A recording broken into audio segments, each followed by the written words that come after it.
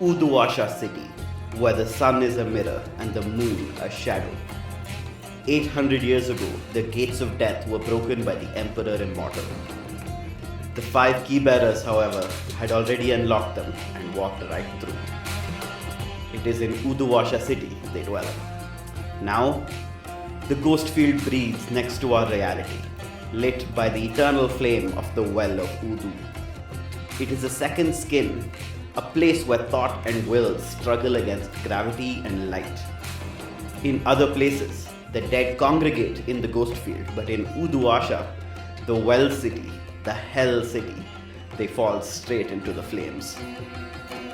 See its glittering districts: Kshitijpur, where the rich plot to buy the horizon; Bunda West, where the refugees of 2 different nations flock; and Pasarhandu, the vertical maze of market and murder. And here is Udeput, where the ceaseless temple resides. Its inhabitants, a family, a snake, and a god. The temple has stood since before the gods of this world were forgotten. Watch as it turns the wheels of revolution. Welcome to Desperate Attune, an actual play podcast about people who take risks so they can survive against the odds.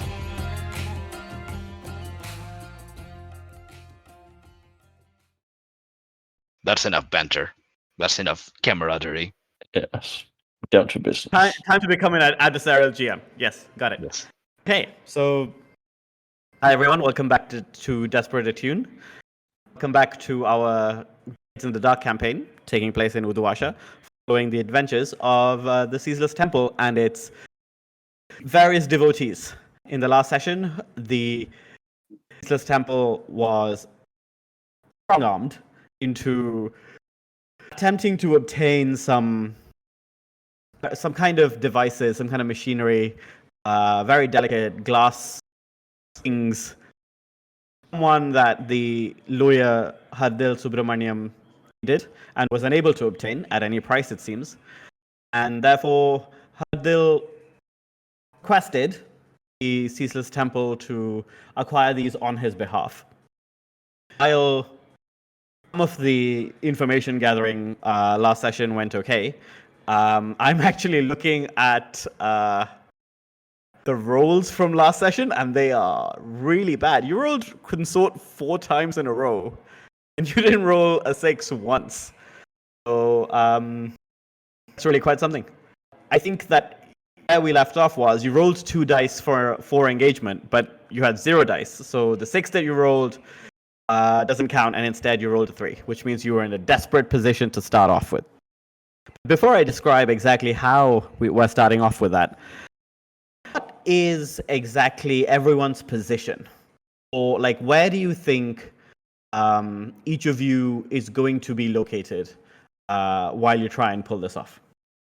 So, the plan was to steal a carriage at first, if I remember correctly. Let's just recap the plan. The plan was to steal the carriage from Begum Bashundara and then pretend that we are driving in as legitimate buyers, normal people, and then just purchase the items and leave.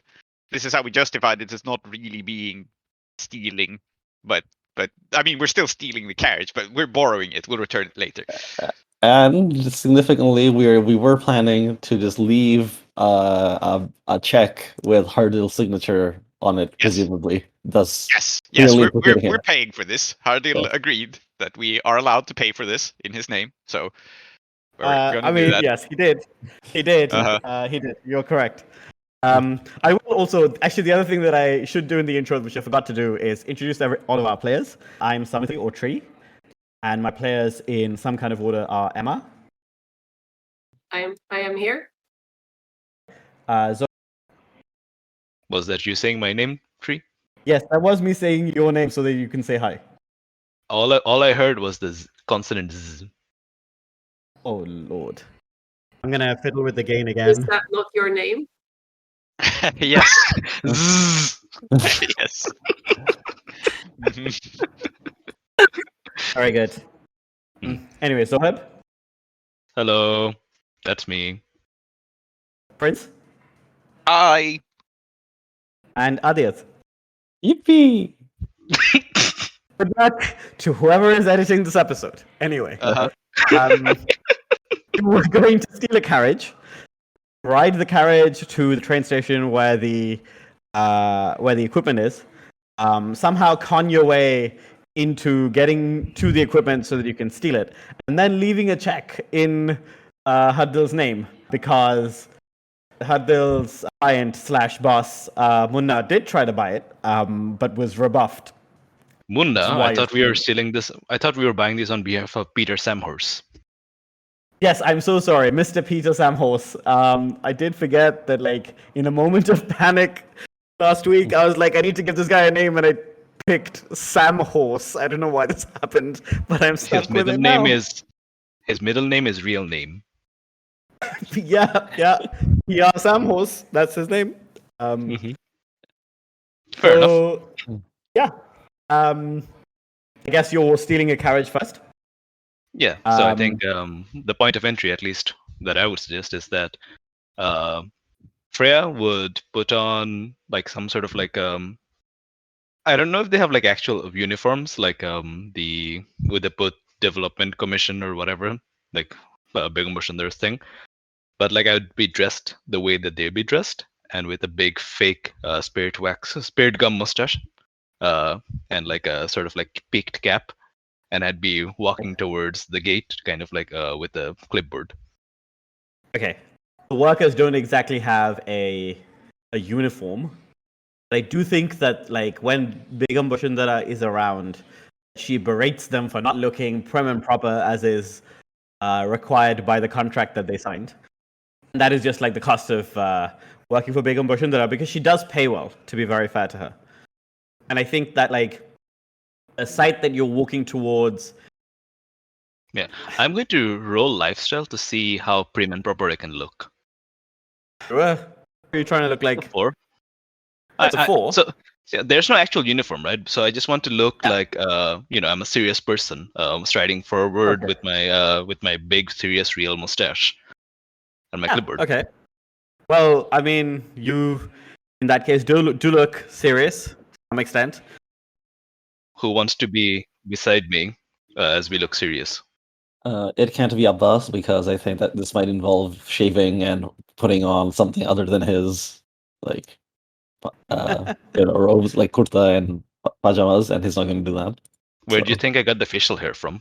Mm. Oh my god. I actually say with a 4 that the spirit gum is better than it should be, so the mustache will probably stay on for a bit. It's not just going to fall off at the first provocation. So is it Joan or Vickers that is the backup here? Emma, what do you think? I'm not entirely sure. That's a good question. I'm willing to do it.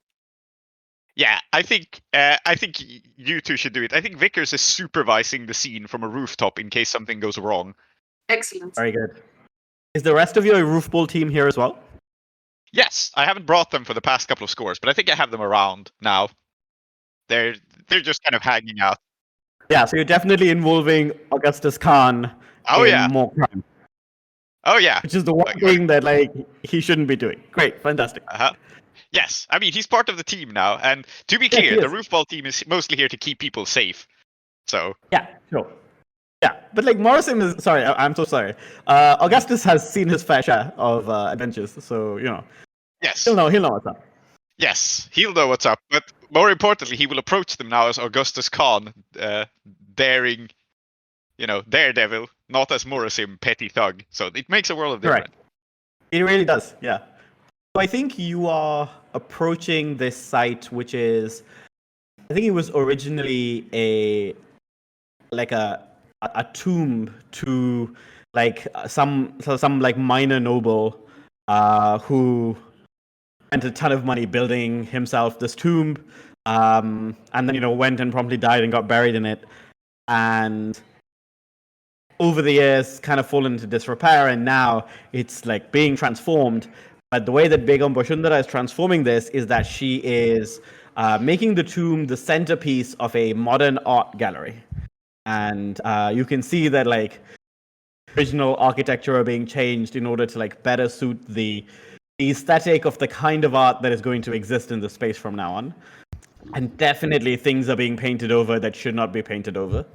But like even as I describe this, I can feel like my gorge rising.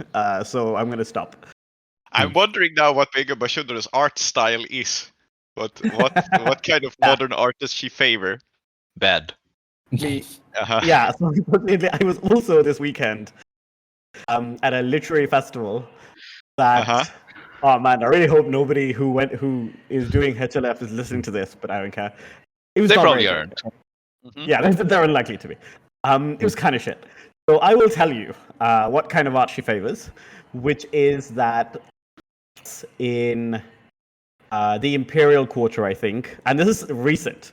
This was after she got the contract with Archibald Ashcroft. She built a structure of like wood and bamboo.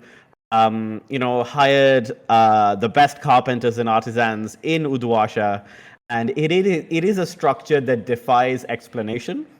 It is no good whatsoever. It like people have to come every day to like fix it because it will literally like break down from a stiff breeze.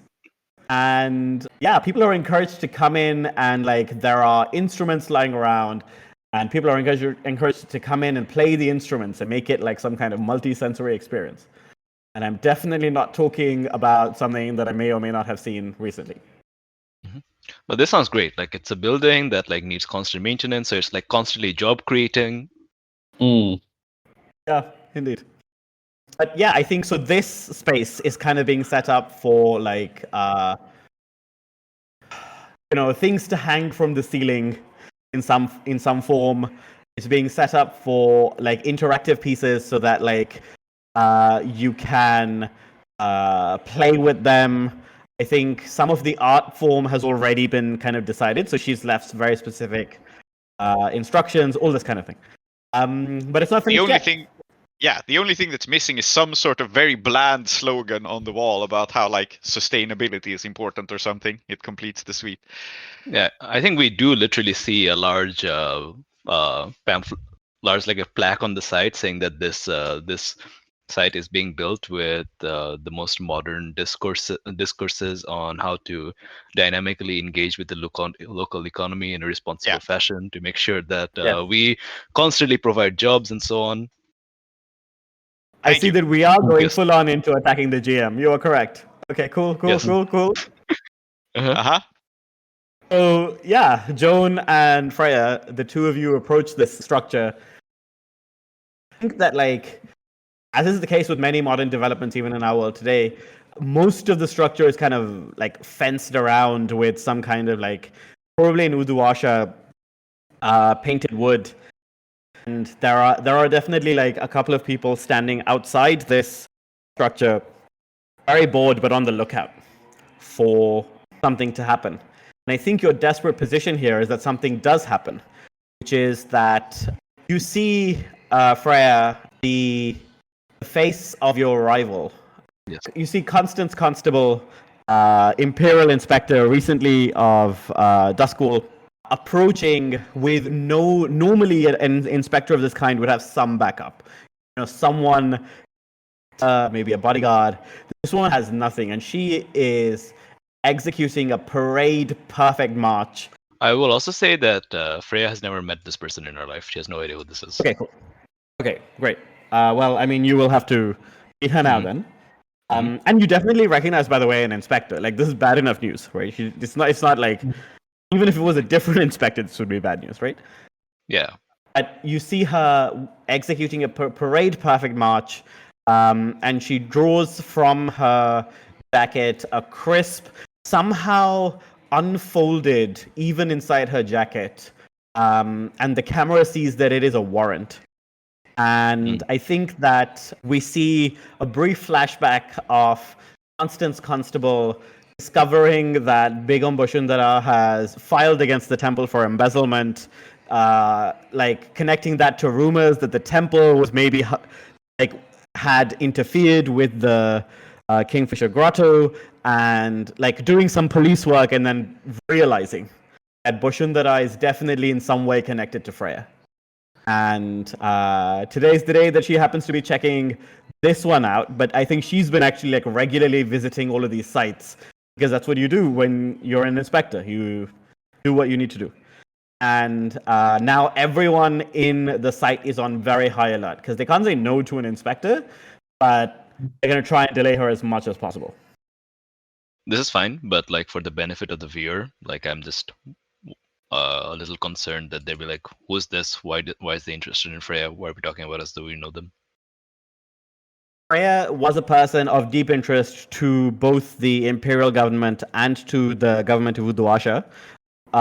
She was not priority 1 necessarily, but she was maybe priority 2. And Instance Constable was the inspector newly assigned to her case just before the events in the grotto took place. And so she was sent to Uduasha very recently, probably has not been promoted for longer than a couple of months. And I think the reason that she's your rival is that she knows that like the mission was to grab you. It doesn't matter whether or not you now say you're going to take over Scotland.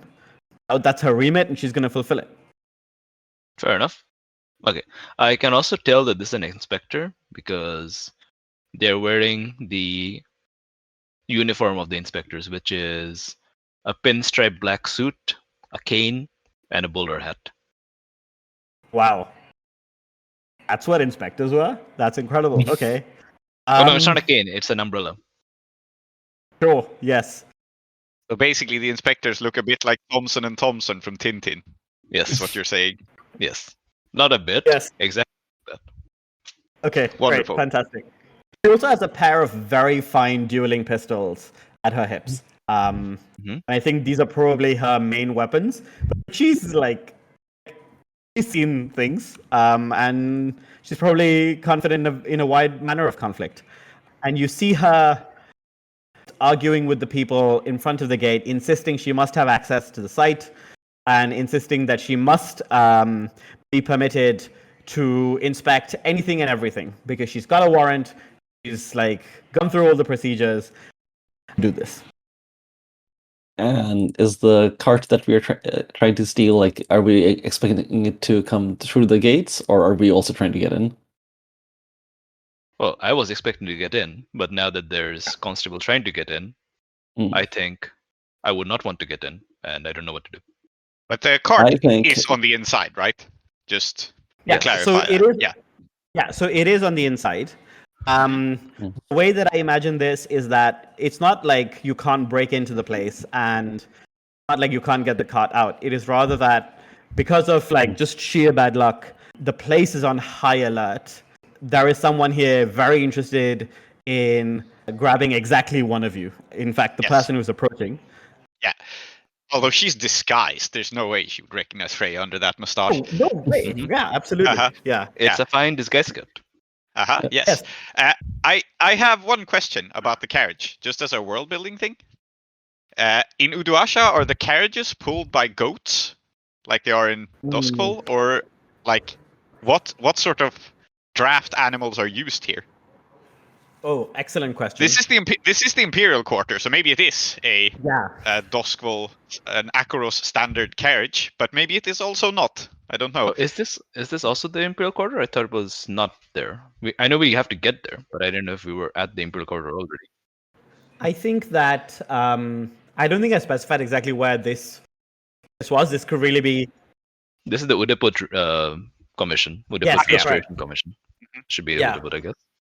Okay, so my suggestion is if it isn't goat, it is probably a wax golem. Ooh. Yes, that's what I was thinking as well. And I think it's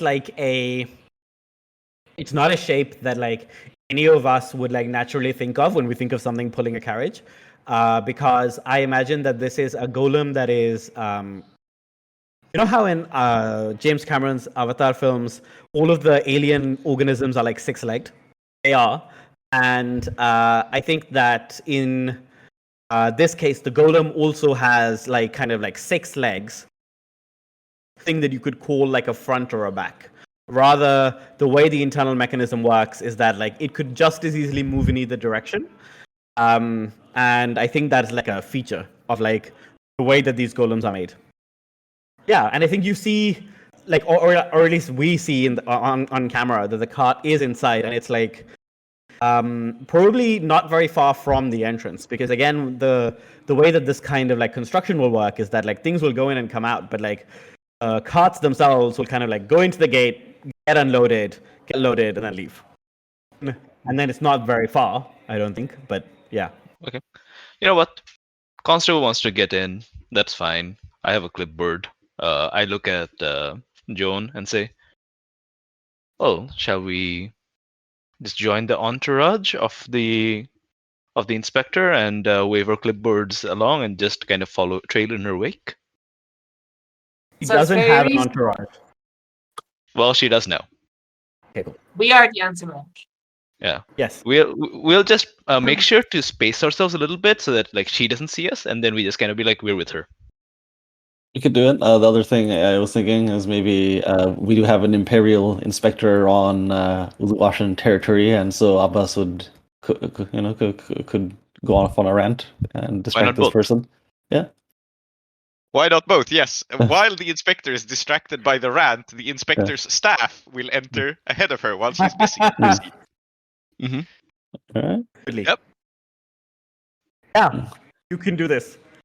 You should, like, I imagine you're gonna interrupt at the right moment, because the fact is that she will get access to this place in short order, because she is allowed to, and she's not gonna be. Yeah, but like we want her to have access to the place, because if she has access to the place, her entourage do. has access to the place. We just don't want her to physically access Yeah. the place. We want her to get distracted. Ideally, I think they will say like, "All right, inspector, pass by right in." And at the moment that they have said that, Abbas approaches. Colonizer! There's another Yeah. way of playing this, which is that currently the inspector is not being allowed inside. Uh-huh. Oh, it's like, do you really have all the forms? And like, I have to check with Yeah. my supervisor. And he's on break. Maybe you could come back tomorrow. It's a lot of that kind of thing.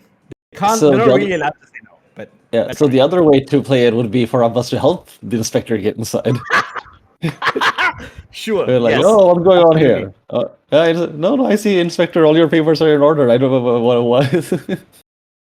So Yeah, just I some mean, if random you want to old do man that, that is shows up and absolutely. says, "Yes, you're all in order. You can go into the site." No, but it would be like, try help her overcome whatever like excuses they're gonna throw at her. And in fact, this might work, because Abbas would like to screw over the cause any trouble for Bigum from her that he can.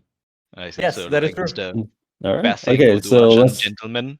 Yeah, who so sees let's say this Abbas problem. is just strolling down the street. He's like, "Oh, just minding my own business," and he sees what Constable You see Constance. an imperial inspector annoyed. Not that I don't think that like a regular person would see it, but you have like looking into a mirror, which I do think gives you some insight, like also into like body language and stuff. And you can just see like the tension building in her shoulders. She's just like, no, I don't care that they're on break, and no, I don't need a guide. I can take care of myself. In fact, I've already studied the plans to your renovations. I know exactly what I'm doing. No, I will not stop for some chai. This is the third time you've asked me. Get out of my way. That kind of thing. I think Abbas got his hands behind his back. He comes over and goes, "Inspector, it says, well, good morning." "Oh, morning. What seems to be the problem here? You are causing quite the ruckus." I think that like the inspector doesn't respond, but like site 4 foreman that she's talking to, I think that like I guess foreman, 4-person, whatever. The person who's in charge looks at you and says, "Oh, move along. This is none of your business. Just some Udeput randos turn up and think they can." Anyway, ma'am, I'm sorry. This is happening, and like just like tries to brush you off. "I beg your pardon. This is definitely my business. This is a community neighborhood, and you two are causing so much nuisance for everyone. Whatever it is, sort it out so everyone can just go back to their day. You're making it everyone's business." And I think Constable takes this opportunity to say, if Miss Patel will just permit me inside, the ruckus will be settled. So how about it, Miss Patel? Or would you like me to write you up for public disorder? And like now this like 4 women is getting annoyed, because now it's like well, for fuck's sake, like now the inspector's now gonna do more shit. Like I don't need this in my life. And I think she says, okay, look, I have to check with my supervisor. No, and like just gets interrupted because Constable says, enough of your out of my way. And like you're at a bit of an impasse now. Yeah. Anyway, actually, as I was doing it, I realized this doesn't need to be narrated because the thing is that even after Abbas interrupts, the forewoman, Miss Patel, is and the inspector is still not going to not be let in. I think Abbas, you have to like there's an action to be made here. I'm gonna try to like find out what the worst possible like. First, I was just gonna say that you don't like if the inspector has her papers in order, right? You don't need any supervisor. But I'm gonna try to think of because Abba should know the laws fairly well, like what the worst thing the inspector is that they can do, and like kind of make a thinly veiled threat on her behalf. So. So I think that might have to. I might have to think of something or study. I guess might be the role in that case.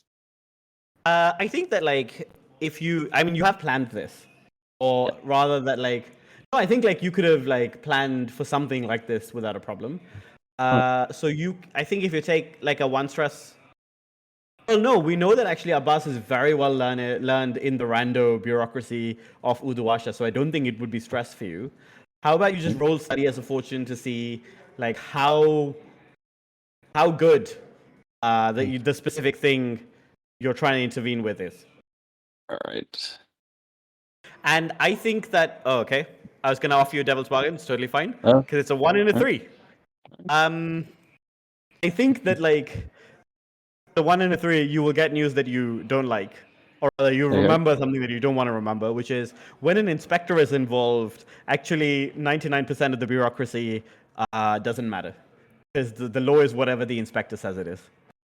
Oh. What is happening here is that like because the law is whatever the inspector says it is, she's being delayed through not legal means. She's being delayed through like social, deception, that kind of thing.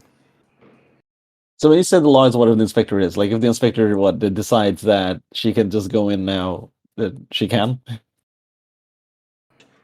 This inspector is actually very by the book, and so therefore has all the permissions. But actually, the inspectors are an elite task force, even in like the imperial like constabulary and so on, and they are given like very wide powers to pursue their like missions in whatever fashion they deem fit.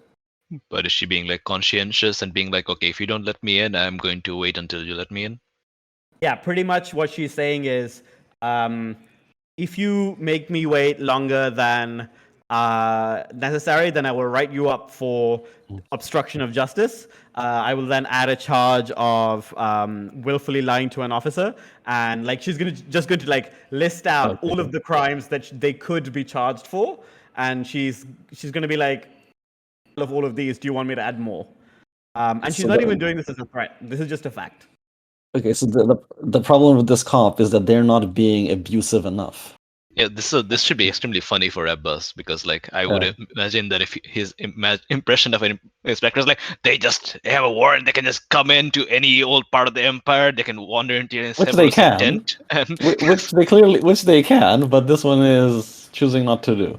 You should like encourage her to be more. I know that's like what I'm thinking. I'm thinking that's exactly what I'm thinking. I'm gonna like I guess just whisper like call her over to like huddle and whisper in her ear like ma'am, I don't understand. You imperial inspectors, you can go wherever you want, anytime. You knock down doors. Look, I understand. Judging from your body language, I can tell that what you're trying to find here is very, very important, right? And if you don't step up over here, your query will probably just get away. So I think it's time to step up, Inspector. Just put her in her place. Just go in. She can't stop you. Yeah, I think this is a role. Yeah. You're in a desperate position because, like we've just established, the inspector can write you up for just breathing. And I think right now you're at limited effect, which is that you can convince her that she does have the ability to just go, screw this, I'm not interested. But I don't think right now, you have the positioning to convince her to do that. I don't think you can convince her to be like, you know what, I am just going to get rid of all of the various like forms and like work that I've done because this is just taking too long. Yeah, but I think you can, like, Abbas is not Abbas is a charismatic man, and I think she can see that you are a religious person and someone in the community who should be like somewhat like respected, right? So I don't think she's going to necessarily pick a fight, but she's not super impressed yet. So yeah, I think desperate limited. It feels like you're swaying, but I reckon you might be doing something else. No, sway is fine. I'm just trying to think that, okay, what could I do to improve my situation here? There's always pushing yourself. Yeah, I know, like, but something more. I mean, why not? Let's do it. Can anyone assist me in any way? I have a devil's bargain for you. Oh yes. She's going to notice that you still have ghost burns because you haven't healed them yet. Yeah, I think I could do that. I could take a devil's bargain.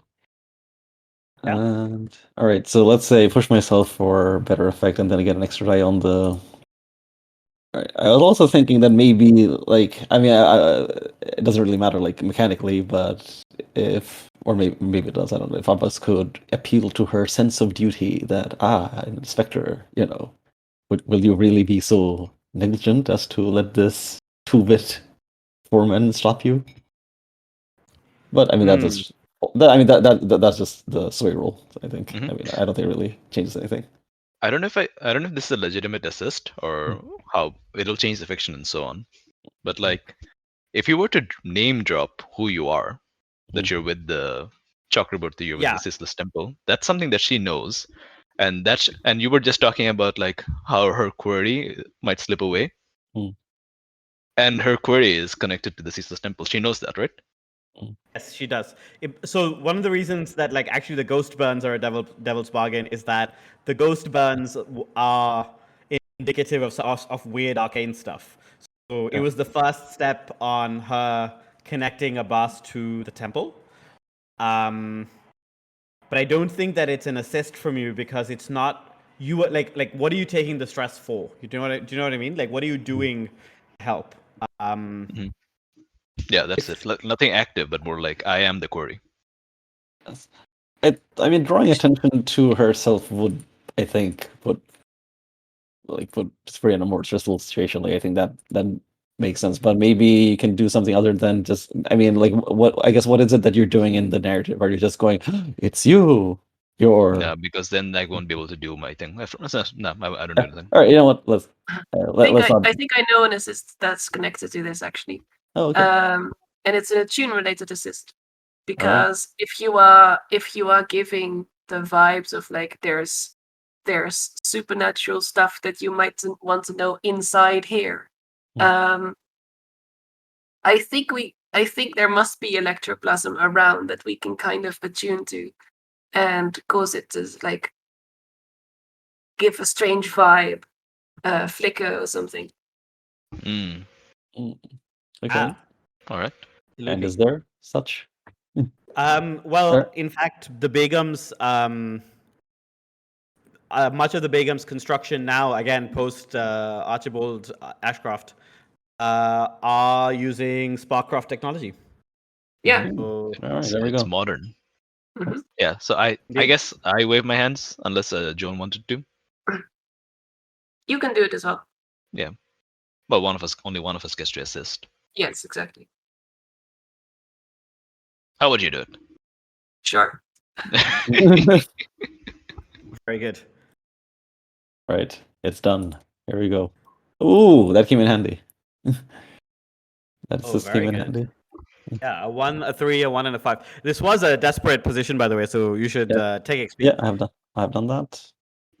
So I think with a 5, what happens is we see the electroplasm kind of flicker a little bit as you say your quarry, and you see her eyes in the blue electroplasmic light. Just, I think, for a moment, reflected in them, you kind of see the weather of Duskwall, the lightning storms and the rain, which you don't get so much of here, right? And then it disappears. And then she says, yes, you are indeed correct. Then she turns to the forewoman and says, please ignore what I said just now about charging you with obstruction of justice. I am writing up everybody in this what do you call it, construction site on conspiracy to commit fraud on an imperial inspector, which I believe in the first instance carries a fine of no less than 40 coin. Please make yourselves into an orderly line, and I will take your details momentarily. And I think your desperate consequence here is you have convinced her. You know, she is, as you say, an inspector. She can do whatever she likes. But what that does mean is she can do what she should be doing by the book, which is anyone who is obstructing her work is obviously a criminal. So, and like she's genuinely going to try and arrest everybody in this precinct. And the truth is that she could. Like, I mean, she is again an imperial inspector. That is the power of the office. Okay. Why is that a problem for us? Because if she arrests everyone, how are we gonna go in? Yeah. Yeah. Yeah. I have a way of resisting this, actually, from my rooftop. Okay. It is very dumb, but I think I want to do it anyway, because it's... so she goes all like, yes, please form an orderly line. I have to get in here urgently, but first I'm going to arrest everyone, right? So yes. What I'm resisting is her arresting everyone by just causing a commotion. We're hanging out on the rooftops, so she's going to be like, yes, I believe I urgently must go inside this building, and then some shit will go down inside. Very good. I think that's a reasonable way to resist it. It still means that everyone will be on edge, and she will be, you know, I'm basically just lessening this to risky consequence because she'll still be incredibly suspicious, but at least she'll be too busy investigating what is going on. What if roof ball is technically illegal? Yeah, I was about to say, I think what I will do is once more throw down the ball and have people react as if a live grenade has landed next to them, because everyone's afraid of the ball. So yes. Okay. Yes, you can do this. We're wasting a ball, but yeah, I'm resisting this by just chucking a ball into the area, and then people will see it and be like, "Oh shit, roof ballers!" And yeah, once I deal with these hooligans, I'll arrest these criminals. Then I'll have my inspection. Exactly. Yes. But this will cause a big commotion. So, what am I using to resist this? Prowess? Insight? I think it's insight because insight says consequences from deception, which is what this is. Yeah. Fair. I take 3 stress from throwing the ball. 2, 1, and 3. But, I think yeah. One of the reasons that it's very stressful is that Augustus Khan is almost like, you know what, I'm gonna go down there, and then someone grabs him and is like, are you a moron? You can't be next to an inspector. And Augustus Khan is like, no, I have no problem, and so on. Yes, we can get a new ball, and then it descends into arguments over that. Yep. Yes, indeed. But like it does happen, and I think what we see is Constance kind of make like just for 1 second she like frowns and she says, no roof ball. To be clear, my goal here is not for this to be obviously roof ball. My goal is for like people to freak out because the ball came down and like, oh shit, what is going on? And basically have everyone panic, right? So just clarifying that. Yep. Yeah. I think that like when the ball falls, she says, no roof ball permits were issued for this location. They were right. Duasha is a pit of scum and villainy. And I think she looks at the forewoman and says, well, I expect you to have arranged all of your compatriots in short order, but I'm afraid that the matters are currently pressing upon me. And I think, yeah, you have successfully kind of distracted her from doing this right now. And I think the reason that she's actually focused on the roof ball thing is that she knows that the temple has a roof ball team. And it's possible that maybe if she grabs these people, they will lead her to the temple roof ball team and then maybe to Freya. Yeah, to clarify, we are not actually here, but she doesn't know that yet. she We just doesn't know that, hurled the yeah. ball really fall. Yeah. Exactly. Yeah, Yep. I mean, having her chase the roof ball team is a consequence in and of itself. Also fair, Okay. yeah. Well, have fun dealing with that. Indeed. Okay. Uh-huh. And I Oh. say that, all right, maybe now. Well, I guess what the inspector's gone off Huh? after the roof ball team. Mhm. Perfect. I, think, I guess I you. wouldn't say she's gone off necessarily. I think she's now trying to figure out where most efficient use of her time vis-a-vis roof ball is. So like she's like climbed up on a little rooftop, trying to locate the roof ballers, trying to figure out what route she should be taking. But yeah, that's where she's at right now. Okay. I'm going to conjure up a little roof ball man for her to chase after Incredible. in Okay. the distance. Tune? I mean, I'm trying to persuade her. I mean, I can make the thing Okay. happen, Sure, yeah. right? I can always. The way it Yeah. also works. Even the Attune would be better for me, but I think it's the sway, right? I'm trying to persuade her Yeah. to go away. Yeah, very fab. What's my position in effect? To make a little roof ball man appear and for her to chase after it? I think that you are in a... I think you're still in a desperate position. But you actually, in this case, you will have great effect, which is that it's entirely possible because this is what she's looking for, and if she finds it, she's going to go for it, right? By the way, she's going to fully expect that whenever she returns, all of these people are going to be standing in a line for her to arrest them. So in her mind, that's just obvious. But and I think you are in the perfect, like, kind of fictional place to make this happen. And once that happens, actually, it's very easy to steal the cart, because apparently now all of these people are going to be worried about getting arrested. Yeah.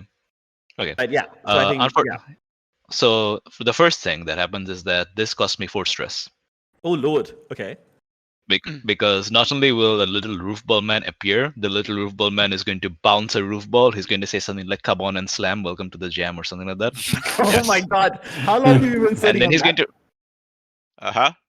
3 minutes, and then he'll have to move, and he'll have to keep moving after I break my concentration. Yes. So unfortunately, it activates all of the conditions of Ghost Image, but that's fine. Okay. Yeah. I'm sure it'll be worth it. I'm sure this will succeed. Great. Yeah. There will be no problems whatsoever. The mysterious masked roof baller. You know what? I will be assisting this.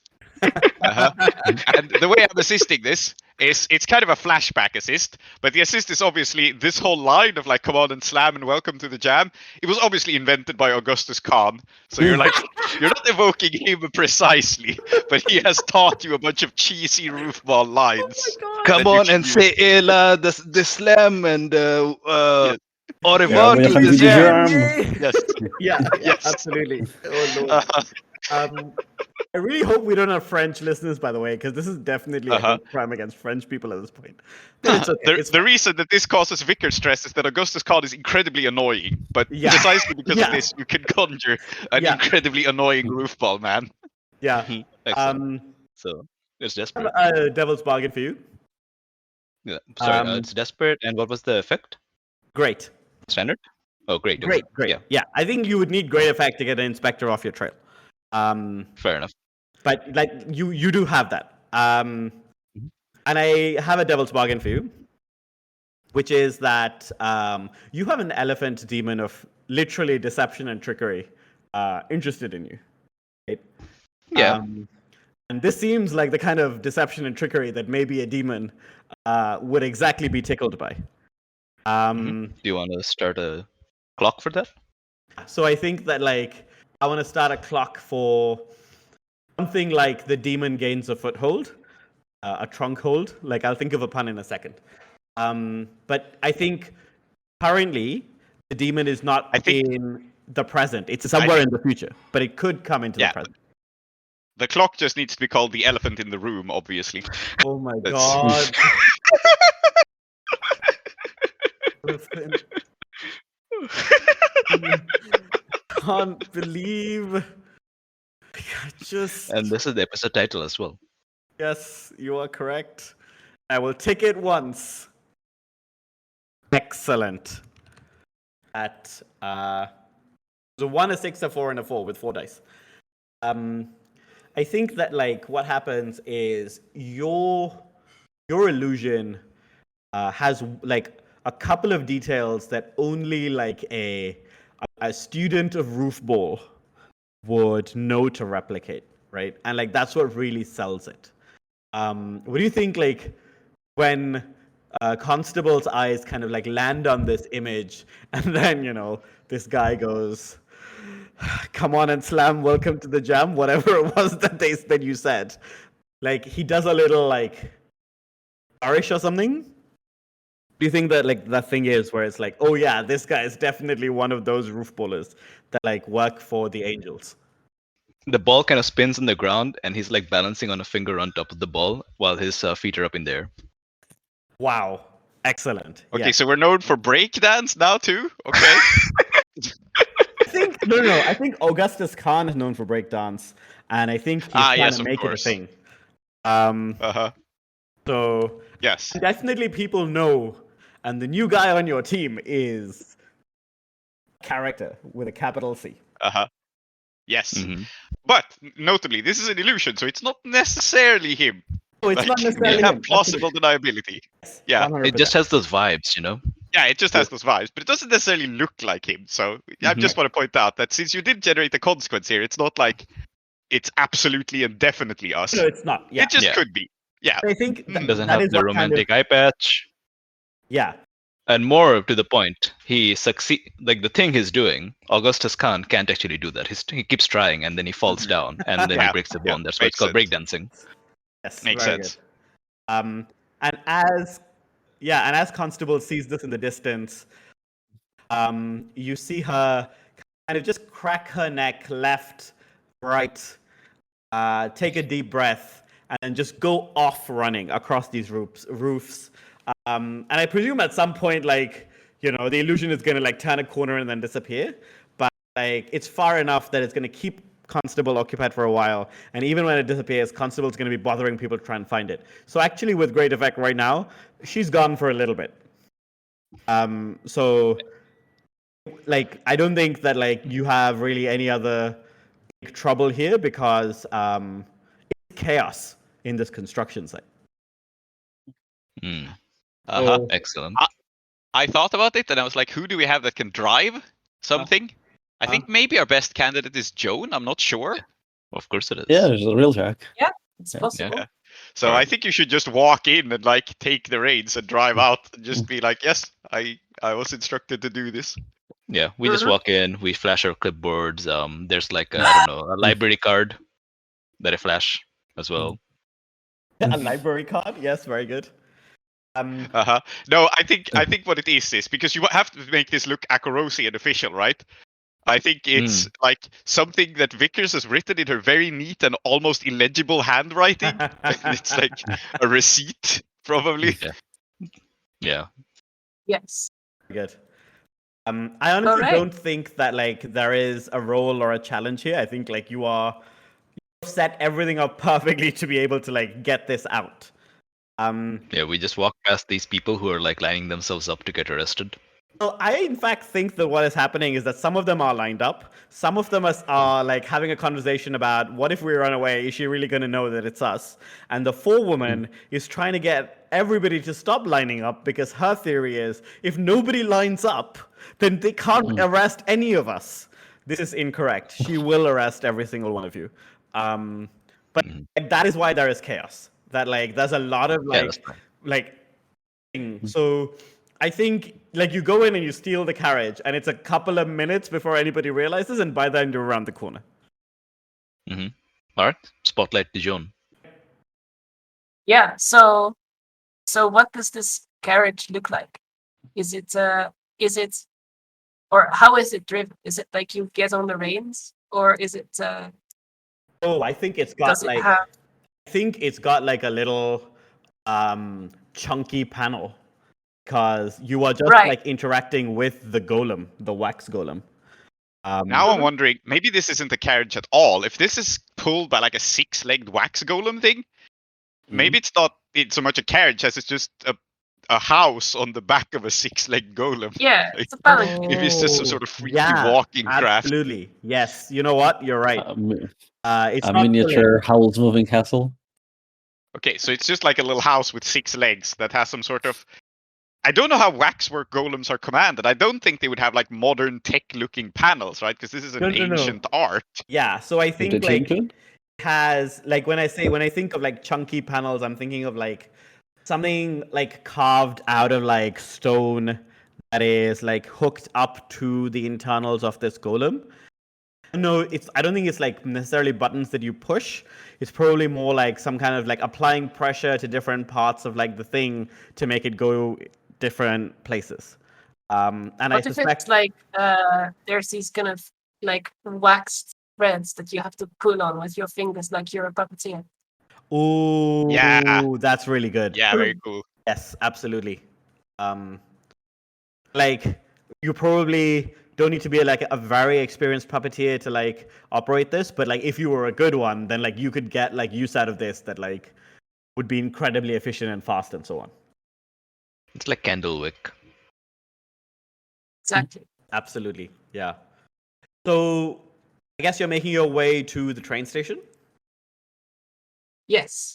That's where we are going with this thing, Yes. right? Yeah, absolutely. Yes. Have we picked up a bus on the way? Yeah. I guess I was waiting outside the gates and could just hop on. Yeah, I think that's very easy to do. And as you're driving through, I mean, like this is not an uncommon sight at all in Uduasha. It's not like the most common thing, but like these golems are like reasonably well known and they're like all over the city. So one of them going from Udeput to the train station, it's kind of weird only in that like when you're in the imperial quarter, it's very much like okay, kind of sticking out like a sore thumb. But even then, you know, like everybody knows what it looks like. I think that like when you make your way into the imperial quarter, when you start to realize that wax golem that you are operating is definitely also like logging everything that you're doing. It's just got like an internal log. It's not like a big deal. It's not like they don't have internet. It's not sending it to like a central data bank. This is probably one of the things that Begum Bashundra's put in so that they don't go on joyrides on this, but is definitely thinking about what you are doing. And you can make your way to the train station without much of a problem because I think it's like. Do we want to do something about it logging the track? I was gonna say, Yeah, I like, was thinking. you could do something about the logging, but I don't think that there's anything interesting in like getting to the train station. If you wanted to like park it somewhere and then do that, you could do that. You did. What I was gonna say was you don't have to do this on the move necessarily. Makes sense. Do you think that no, there's nobody here who really knows waxwork? Nope. Aggressively, no. In fact, yeah. Unless one of your roof wall people does, or unless you brought someone who does. This is actually literally the worst place in the city to find someone who knows anything about waxwork. How are we figuring out that it's logging stuff? I think that once you get a feel for the way that like it moves, you realize that like every time you move your fingers, there is like a shadow movement that kind of immediately follows it, and you realize that what's happening is that like something else is kind of replicating everything you're doing, or like at least the memory of everything you're doing, and like storing it somewhere in the golem. I mean, there must be some way to access this record, this wax record, or whatever it is. It's probably like a where wax it's cylinder, stored. actually. Now that I think about it. Yeah, exactly. We should probably just search the golem and try and find it. Can we like I don't know, fuck with it, like attune to it, kind of like a override or something? Yeah, and in fact, Joan does have some insight into waxwork golems, having eaten one, so she may be Mhm. True. uniquely. Hey, John, just get in there and like get in there with your teeth. If Chew we do your way attune to towards it, it. so here's the thing, if we do attune to it, like so Waxwork Golem, right? So it's made of the spirits of like the remains of the dead, kind of. So it's kind of like a person too. So instead of think of it as a machine, if we think of it as a person and attune to it, we can give it amnesia. By our powers combined, we're going to give this thing amnesia. Yes. Indeed, Pretty fair. you could do that. Mm. I do have a question for you though, Joan, which is, have you arranged entry with Kahara? I think Kahara is still away. So She is. You're right. so I can't. I would have, Yeah. but I can't. So in that case, like when you get in, who is your contact that kind of makes sure everything is smooth? Wait, why are we talking about getting in? Like we want to take care of this first, right? Oh no. Okay. Yes. I thought the way that we were doing that, this was happening is that you basically were going to park your car somewhere and then fiddle with the engine. But if that's not it, then that question doesn't matter. I'll ask it again in a sec. But yeah, you can just Because find the your car. idea is to if we go a long way and then we like by then it's logged a bunch of stuff, right? Okay. Yes. Correct. You're absolutely right. You're smarter than me. That hadn't even struck me. Okay. Yeah. Makes sense. Yeah. So I guess like in fact what you've done is found somewhere in Udeput to kind of like set down for a second while you do this. Yeah, I think that makes more sense. Yeah. We are trying to disable the memory of this thing. Yep. Mm-hmm. Is what we're doing. Yeah. Abbas suggested giving it amnesia. Mhm. Yeah. Do you want to make that a group action or something? Yeah, we could all attune to it and Yeah, I think that makes the most sense. Like we're all rubbing our hands on this thing. Mhm. If Joel wants to take a bite out of it, I don't know. Very good. I think because it's all of you, you are not in a desperate position. I think you're in a risky position. Vickers, to clarify, is not here, so she can't be part of this. But the rest of you can. Yeah. Mm-hmm. The rest of us spooky people. I don't think Vickers even has like any dots in Attune, right? No. When has that ever Yeah. stopped anyone? No. That's fair. But Uh-huh. and like brief aside, I do think one of the things that also unites all of us is a willingness or even an eagerness to roll things that we are bad at. Mm-hmm. So something to I have a suggestion for like an angle for Freya here if you're aiming to like mess with its memories, Mm-hmm. which is that you have had your memories messed with yourself. So Mm-hmm. maybe you can infuse it with, or actually maybe you can infuse it with some bullshit taught to you by the esteemed lady in Shades of Rose and Gold. Oh. I like the idea of like picking at the part of me, like that, the kind of like the void in my brain. Mm-hmm. And I think like that's a good devil's bargain for me. Like I don't know if we can start some sort of clock for like me reactivating something that should be suppressed. So for conservation of clocks, I mean, I will start this clock, but I think in my mind, the elephant and the void are going to be somewhat linked, which is to say that if one fills, then the amount that the other one is filled is also like I think going to inform how the fiction goes, because that is both of them have to do with like your weird arcane nature. Does that make sense? Mm-hmm. Yeah. We can even like conserve it even further. Like I'm doing tricky bullshit. You are doing tricky bullshit. And the elephant is all about tricky bullshit. Okay, the elephant in the room / void. It is great. Makes sense. The elephant in the void. Yeah. Yeah. Who's leading this? Mm, I don't want am. it to be I me. think Fair I enough. am because of the insight into golems from having eaten them. this makes sense. Alright. Okay, I'm going to roll risky standard with the bonus with the devil's bargain. A 2, a 5, 1, and a 2. I mean, it's still a 5. 5, 5, 3. So still a 5 from Joan. And Abbas. That's a 3. Why does Abbas stress Joan out? Is it because like you are so reverential of the waxwork golems that you really don't want to be doing this? well, it could be. Like, I think maybe there is a little bit of like maybe it was Abbas's plan to do this, but then when he actually starts doing it and starts conceptualizing this as a person, and he's like, "Oh, this is Fucked up. like, yeah, it's fucked up what we're Yeah, doing." I mean it is. You're not wrong. Mhm. Uh, Freya Does does he it with say like. anything, or is it just a vibe? Sorry. Do you say anything to express that it's fucked up, Abbas? Maybe just a grimace is like, "Oh no, this was I think this was a really bad idea actually," and Mhm. maybe that's what it is. Like while Abbas has failed, so he has not actually done anything, and while you and while Freya and Joan are actually doing the thing, he's just complaining the whole time. He's like, "Oh, why did I say this? This is terrible. We should stop. This is bad." Mhm. Mhm. Yeah. I think Freya is definitely doing it with a disturbing amount of glee, being like, "Oh, this is fun. I know how to do this. I've been here." Oh no, yeah, that is disturbing. Okay, then I think what happens here is you manage to get access to its kind of like inner workings in some way, right? And like the way that you do it clearly is by pretending that it is a person and like trying to figure out whether, given that it's a person, you can make it into a person who is going to forget what is happening.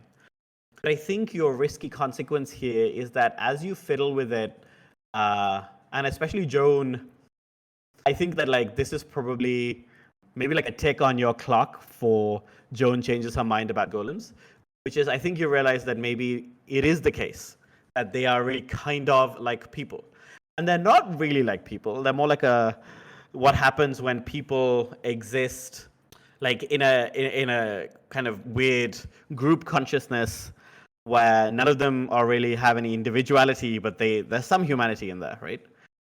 And Clearly, they're not people. They're better than people. indeed, yes.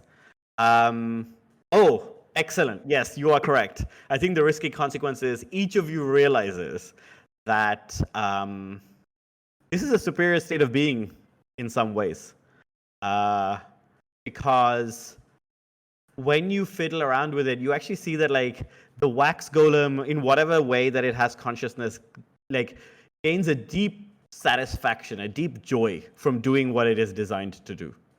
Can I suggest an alternate consequence / twist this around somewhat? I think it would be cool if part of like taking the memories out of this thing is that you just get them yourselves. Yeah. Like you just get some of the weird memories of dead people that this thing carries Oh around. yeah, absolutely. That is also a very good consequence, actually. You know what? I think that like the reason that you realize that they gain this very deep, that this golem is finding somehow self-actualization by doing this job, is that each of you sees a memory of this golem doing this thing, but from the point of view of one of the people whose bodies went into making this golem. And that is an intensely terrible experience, but it's only a psychic experience, and it has no meaningful effect on your physical body, I don't think. I think what would be funny if, as a result of this, we, instead of going straight to the Imperial Quarter, where we're supposed to be going, we spend a fair bit of time just driving around, because driving around is fun. Absolutely. This is good. This is what we're for. Driving around. And, I don't think this golem gets taken on joyrides. So actually, it's having a really good time being taken on a joyride. And maybe even you are public menaces and you go very fast down a road that you really shouldn't be going that fast down. But you have a good time doing it. Yay! Yeah, I mean, like now that I said that out loud, there's probably some heat in there because so people have definitely noticed this happening. So I think it's one heat. I think you also have weird fucked up memories. So I think like it's piling a lot on if I make it more than one heat, but definitely one heat. And I think maybe when you come back to yourselves, you are in front of a chai shop, and there's a bunch of other golems also there, and like you're in the parking lot of this chai shop. Or let me rephrase that, because chai shops don't have parking lots. You're at like a... They do in Uduput, where this sort of thing's taken seriously. Yes, you know what? Fair, yeah. But you're still in the golem. Most people leave the golem and then go to drink chai. You were just still in the golem because you really you just like this. And then this is And that's how the drive-through chai shop was invented. yeah, there's a small child of indeterminate age and gender looking up at you saying, "Ma'am, do you want something, or are you happy just sitting there? Like, do you want me to bring you a chai?" I think Freya kind of like pokes Joan on the shoulder because Joan's still holding the reins and says, "Let's take it inside the chai shop. It deserves some tea too." Yeah, fair point. Are you gonna try and take it Do you inside think the we can shop? fit? Well, I am unstable as trauma, so this seems like something unstable to Excellent. do. Yes. No. Very good. Yeah. Abbas. We all like tea. This is a bunch of people from Uduasha inside a golem together. Everyone here likes Yes. tea. It deserves tea. And I think it will make Abbas feel better as well to give us some tea after what we've done to it. Well, I think what you see Wonderful. is we see this golem, and the chai shop is a little stand on the side of a road. You can't really take it in the shop, but I think there is definitely like an informal, like, people sitting around, standing, whatever. And now the golem, and people like are kind of like jumping out of your way, cursing at you, being like, "What the hell are you doing?" But you don't pay attention, and you you walk very calmly in front of the chai shop, and the guy who's serving chai, who has seen many weird things, I think, in his life, just raises an eyebrow and says, "So, to go, or do you want to stay?" To go, please. Very good. It's an extra some amount of money, some nominal amount of money for a flask. Do you want a flask? I look around at the rest of the people in the not car as if we are really in a drive-through. Like, do we want a flask? Do we want a flask? We want 4 flasks. Yes. 4 flasks. Excellent. Very good. 4 flasks. Make mine black with ginger. And what do we want? And I poke the golem. I think the golem expresses a desire for more driving because it does not understand the idea of tea. But if you I think like in a weird echo way, the memory that you got, the person who contributed that part of the golem to the golem, liked that tea very milky and very sweet. Okay, really milky, really sweet, and with a shot of coffee inside it. The guy looks up at you and very calmly says, "We don't serve coffee here. You want that, you have to go somewhere else, probably Imperial Quarter." They take this very seriously in Uduasha. This is a tea This is a chai shop. Sorry. Like, you wanna get coffee? Them's fighting words. I thought Uduasha was like an amalgam of the Middle East and South Asia, and in the Middle East they drink coffee. Yeah, well, unfortunately, Yeah, but sorry, I've just seen what. Yes. you drink coffee at a coffee house, and this is a chai shop. Oh my god! I have no mouth, but I must drink chai. Well, I'm dead. fair enough. I mean, no, yeah, indeed, correct. Yes. I was gonna say something. Yes, I think that like coffee in the Uduasha that I'm imagining is probably an imperial import to some extent. Yeah. I mean, yes, but that's fine. I was just making a joke. But I think the twist on it is, you see, that the city folks drink tea, and the Akrosi do drink the coffee, but it's also drunk by the people who live like on the countryside in Iruvia. yes, that's nice. Yeah. The Ketrisis are famous for it in their ghetto. Yeah. Mm-hmm. So I guess Yeah, you get 4 flasks. You know what, Joan? Why don't you roll your lifestyle? I'm just curious. As a fortune. I want to suggest that after this amusing scene, which takes up a lot of time, we catch up with what Vickers has been up to while we're wasting time. And she's like, "Yes, this is my part of the plan. I'm doing my work. Everything's on point." Indeed, yes. Mm-hmm. Yes. So sure, we can cut back to Vickers. Yeah, but sorry, just give me a sec. Joan rolled a 6 on her lifestyle. So in fact, the flasks that she's getting for everyone are really quite nice. I think like they are made out of like some kind of spirit wax, and they keep the chai very warm inside. and you can reuse them. They're recyclable, you know. But yeah, so great, very nice tea, I think. And yeah, what's Yes. Vic has been up to?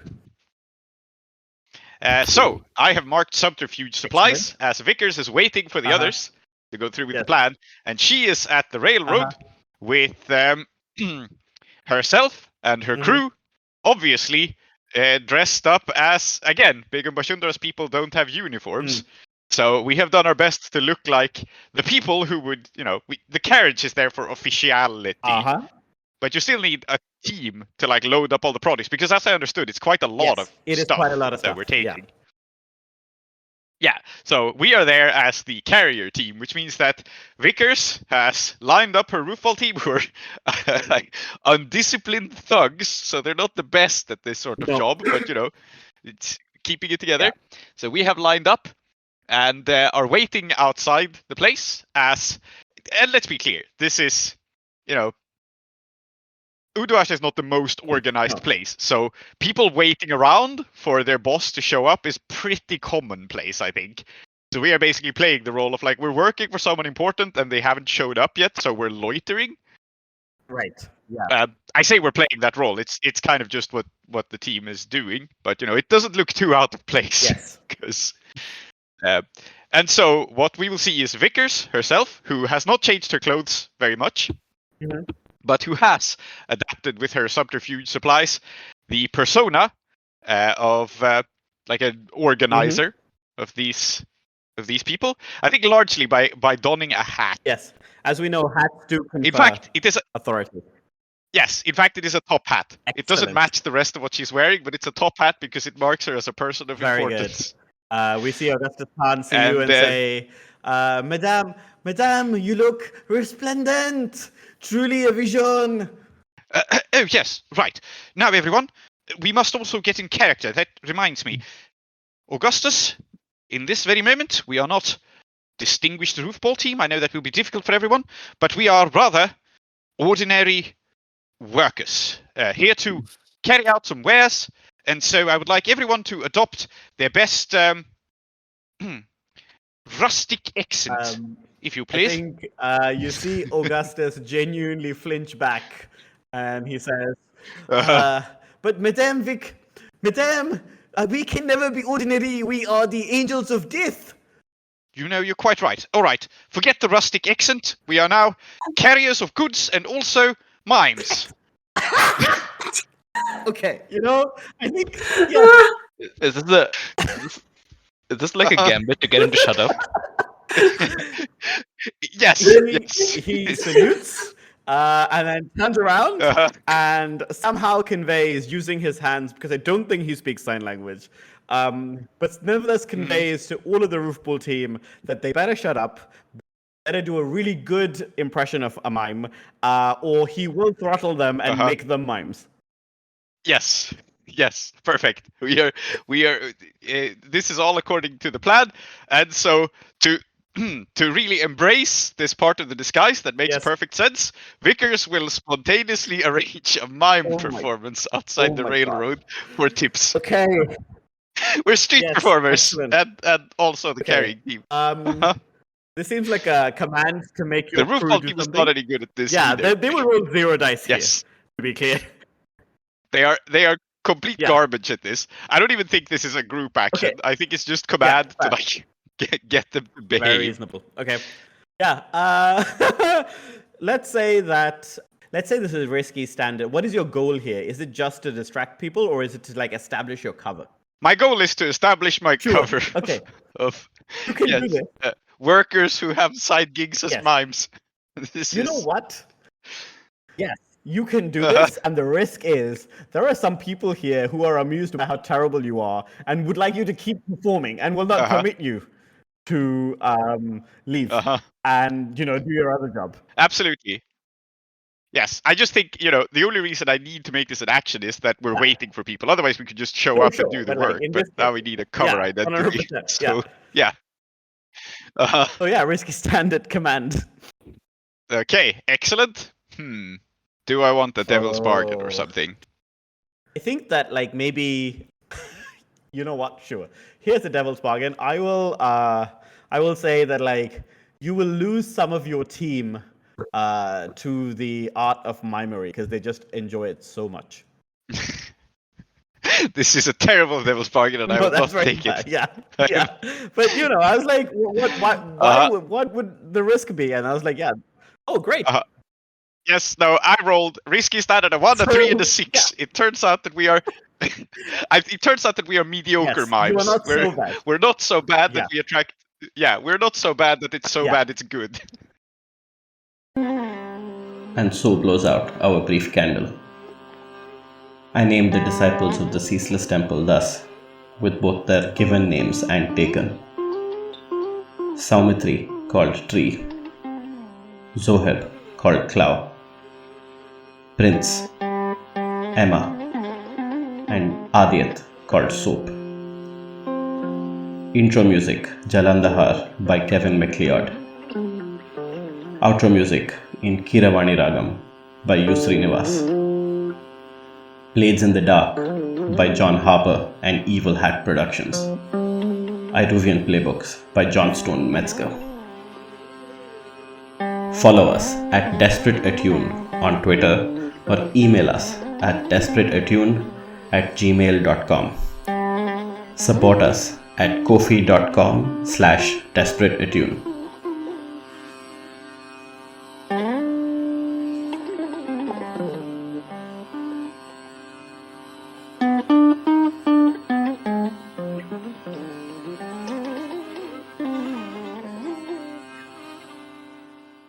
On the next episode of Desperate Attune.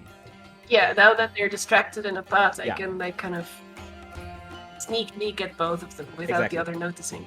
Yeah, you know or what? at least- Instead of going in and yelling something about a will, I will do the thing that will stop any makeouts from continuing, which is I will go there and be a mime. that That that will does conclude I have most started a makeouts. terrible trend. Yeah, okay. Sure. Yes. I guess we just get this image of you trying to mime something to them. Like, and then they just stop, the both of them. Oh no, I'm actually Okay, good at great. this. But even then, they are so baffled by what is going on. And one of them's like, Is Freya mockingly imitating their yeah, makeout oh my session? god, yeah, indeed. No, I'm a little man in a box. Of course. Well, let's Uh-huh. see this Okay. roll in that case. You're doing this in a Yeah. flashback, right? So this Yes. is before the score. Mhm. Yeah, but I want to imagine Freya did this with the fake mustache on anyway, having Yeah, of prepared course. for the score. She's actually been wearing the fake mustache for the last, like, 4 weeks.